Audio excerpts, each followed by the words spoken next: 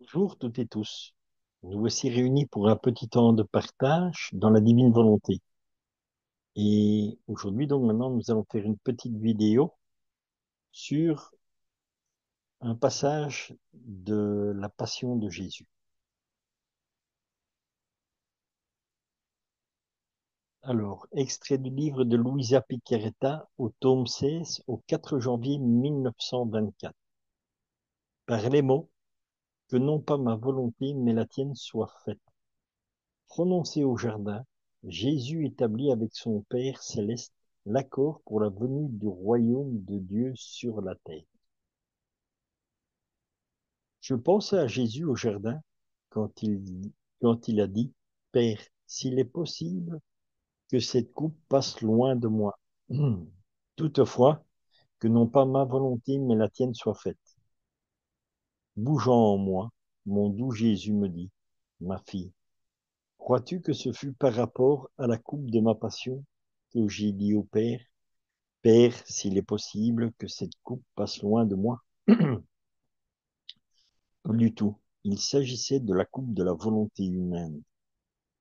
Elle présentait à mes yeux une telle amertume, une telle abondance de vices, que c'est par rapport à elle que ma volonté humaine, unie à ma volonté divine, s'écria, Père, s'il est possible que cette coupe passe loin de moi. Donc voici, ici encore un trésor qui est révélé dans les livres du ciel que Jésus nous apprend. Quand on lui présente la coupe au jardin de Gethsémani, nous ne savons pas ce qu'il y a dedans. On voit qu'il présente une coupe, nous savons qu'il va vivre sa passion, mais que contient cette coupe? On ne le sait pas. Et Jésus le disait par 3 fois, Père, s'il est possible, éloigne cette coupe de moi. Et dans le livre du ciel, Jésus nous apprend que dans cette coupe, en fait, se trouvait tout ce qui avait trait à la volonté humaine, tous les vices, l'amertume, tout ce qui détruit l'homme, en fait. Tout cela se trouve dans cette coupe, donc notre volonté humaine. Et Jésus voyait toute la destruction que cela amenait à l'être humain. C'est pour ça qu'il dit, Père, éloigne cette coupe de moi, s'il est possible, mais que ta volonté se fasse et non la mienne. Parce qu'en fait, Jésus, au plus profond de lui, savait très bien qu'il allait boire à cette coupe, puisqu'il est venu pour sauver l'humanité, pour nous sauver, pour nous racheter du péché, pour nous libérer du péché, pour que nous puissions retourner auprès du Père. D'ailleurs, même à ses apôtres, quand Pierre lui disait, nous allons te suivre et tout, Jésus lui dit, pourrais-tu boire à la coupe que je vais boire? Et Pierre inconsciemment lui répond, bien sûr, mais il ne savait pas ce qu'était la coupe dont Jésus parlait. Même Jésus lui dit, la coupe, tu la boiras en son temps. Et bien sûr, par la suite, nous allons voir comment Pierre suivra Jésus dans sa passion aussi. Mais il demandera lui aussi à ne pas être crucifié de la même manière que Jésus, mais la tête en bas. Donc voilà.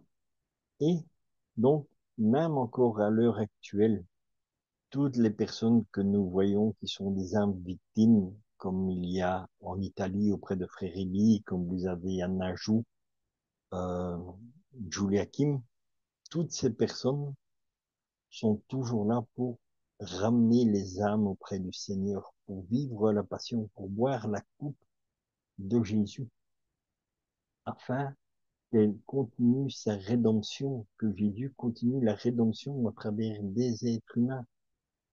Ici, nous avons déjà été achetés, nous avons été rachetés par le sang du Christ, mais le Seigneur met toujours des âmes victimes sur la terre parce que dans son temps à lui, tout est accompli, mais dans notre temps, tout est toujours encore, comment dire, en des temps bien définis, dans des temps spécifiques. En Dieu, tout est accompli. La divine volonté règne déjà sur la terre comme au ciel. Donc, voyons Comment nous pouvons contribuer à cela? Ben, tout simplement en vivant dans la divine volonté, en renonçant à notre volonté humaine et en demandant au Seigneur le don de la divine volonté, afin que nous puissions vraiment être à l'image de Dieu et à sa ressemblance. Voilà donc un des petits trésors qui se trouvent dans les livres du ciel que je voulais partager avec vous. Et bien sûr, je vous proposerai encore d'autres petits extraits du livre du ciel afin que vous ayez un petit aperçu de ce que vous allez apprendre au fur et à mesure des lectures dans ces livres. Je vous souhaite une sainte journée dans la divine volonté et à bientôt pour un autre temps de partage.